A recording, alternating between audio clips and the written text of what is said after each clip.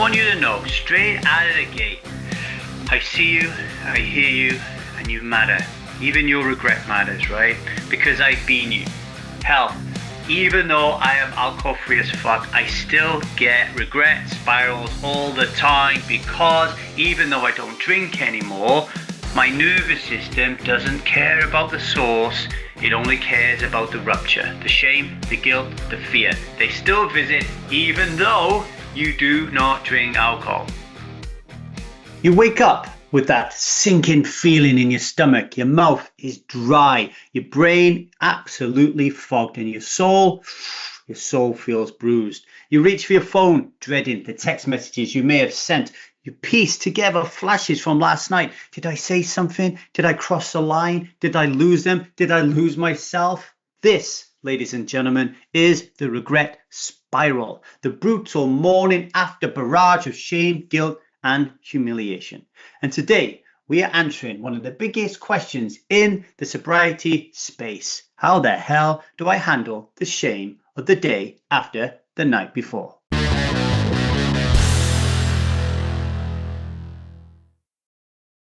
Hello everybody, my name is Davy. I am not an alcoholic. I refuse to be anonymous. I am someone who lives a self-led life, alcohol-free as fuck, and I spend every waking moment of that life helping other people do the same, like right now. Yes, regret, big one.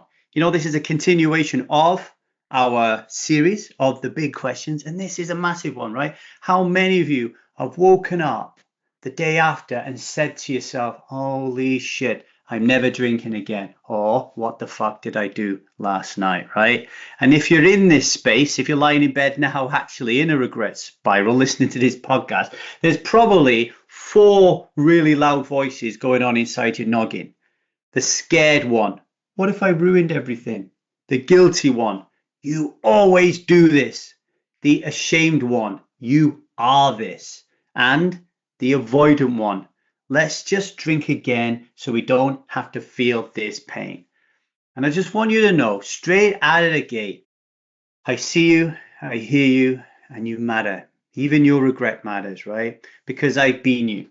Hell, even though I am alcohol free as fuck, I still get regret spirals all the time because even though I don't drink anymore, my nervous system doesn't care about the source. It only cares about the rupture, the shame, the guilt, the fear. They still visit even though you do not drink alcohol. But the difference today in living a self-led life is I don't spiral down the plug hole of regret, shame, guilt, embarrassment, humiliation. I process.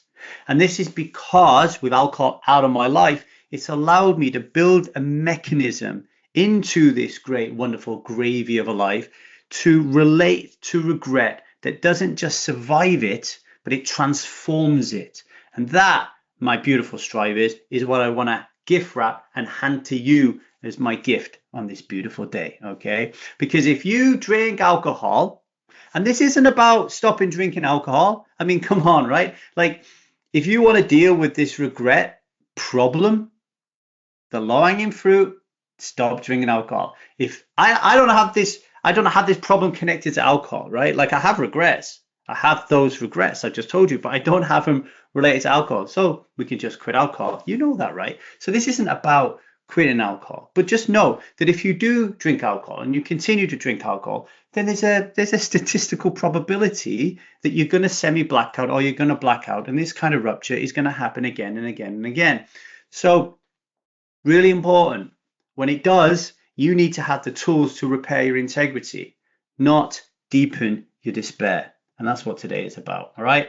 Okay, so before we get to those tools, we're going to have a little break. And during this pause, please bring to mind a recent moment of regret that's linked to alcohol or not, right? Because this process that I'm going to teach you, it doesn't matter if you're wearing the alcohol reliant tag or not, right? But have a think of a moment of regret, big or small, and just hold it gently in your awareness because we'll walk through the process and it will help you move from shame to self, okay?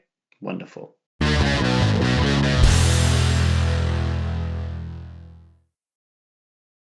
Welcome back to the 1000 Day Sober podcast. And before the break, I asked you to bring forward a moment of regret into focus.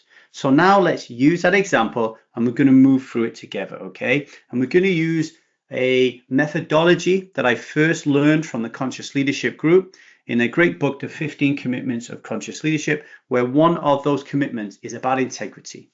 Okay, and this is a principle that I have in life of always recognizing when I go out of integrity and then knowing how to get back into integrity. And usually when I go out of integrity, I dip below the line into parts energy. And when I get into integrity, I rise above the line into self energy. Okay, now the Conscious Leadership have this thing called the 4 pillars of integrity. I'm going to give you a fifth. One that I think is really powerful as well and has saved my ass on many occasions. Okay, so let's walk through them now. The first is emotional intelligence. Okay, start with radical compassion. What I mean is you regret, guilt, shame, overwhelm, humiliation, embarrassment. Welcome them, feel them. They're not bad. They're messengers. They're your superpowers. They hold energy, not identity. It's really important to learn to feel your feelings through to completion. A lot of us drink alcohol to run away from our feelings.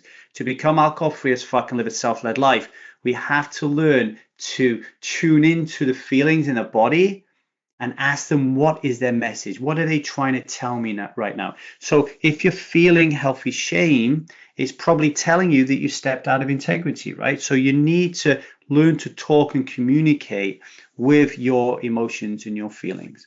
And the way to do this is to rise above the line into self-energy and play around with the very pliable 8 C's of self. So curiosity in this case, compassion and connection. Connect with yourself, to speak to your parts and get curious, to hold a dialogue with them from compassion, okay, to ask them what they're afraid of, ask them what they're trying to protect you from, okay? So feel it all fully, no numbing, no story, just pure truth, okay? Number 2, make impeccable agreements and know how to keep them, but also know how to deal with them when you've broken them and then remake them, okay? So if you've broken an agreement with yourself or somebody else, own it. Not through self-flagellation, but through loving restoration. If you can't remember what you did, then say that. If you can remember what you did, make it right. Use tools like nonviolent communication, like the 5 secrets of effective communication, to express what happened, how you feel, how you imagine it made them feel, express your needs, make requests, really important, okay? And then moving forward, get back into integrity by making whole body yes agreements, okay? And that hopefully includes, I'm a striver who is alcohol free as fuck. I don't drink because that is not who I am and that is not what I do. But for those of you who are not ready to make that commitment right now, this still applies, right? You say to yourself, I'm not going to drink today. Then you drink. So you've gone out of integrity. Now you have to go back into integrity using these tools. And you just rinse and repeat every single time you go out of integrity with your alcohol-free vows, right? No problem. Eventually, if you're on this path, it's not a question of whether you will become alcohol-free as fuck, it's when. Trust me on that, okay? Number 3, conscious communication. Don't hide it, don't fake it. Reach out to people, okay? Repair. Even if it's just, hey, I feel really weird about last night. I'm not sure what happened, but I want to check in. Reveal, don't conceal. This is what creates congruence, okay? Not perfection, but truth in motion. This is all about being authentic and speaking authentically and not hiding truths, okay? It's really important. Number 4, healthy responsibility. This is about taking radical responsibility for the way you respond to people, environments, circumstances, because it's your life, okay? Nobody forced you to drink last night, but also nobody taught you how not to, okay? You've been sold the liquid lie since birth, that alcohol is nice, natural, normal, necessary, and noble. So instead of blaming yourself, ask, how did I create this? What can I learn from this? What's my next most honest step? And this kind of segues really nicely into a 5th one that I'll throw in here, that I think is really important. In moments like this, you will want to give yourself some feedback. Maybe people outside of you are giving you feedback. You fucking idiot. I can't believe you did that yesterday. Why did you drink? Right? But that looks backwards. We're in the past with feedback. What did I do wrong is typical feedback. How about feed forward? Ask, what will I do differently next time? So try this. Next time I feel the urge to drink, maybe I will text a striver instead.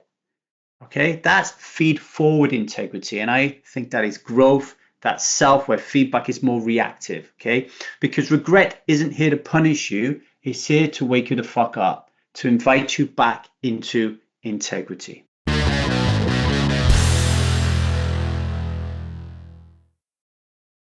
Okay, are you ready to take today's vow? Today I will not drink. I will honor the pain of regret, but I will not allow it to define me. I will meet my shame with curiosity, my guilt with compassion, and my fear with fierce responsibility. And if I made a mess, I'll clean it up, not to be perfect, but to be whole. Regret isn't the enemy, repression is. When you can face regret without flinching, you're no longer ruled by your past. You're being led by self. And that, my dear strivers, changes everything.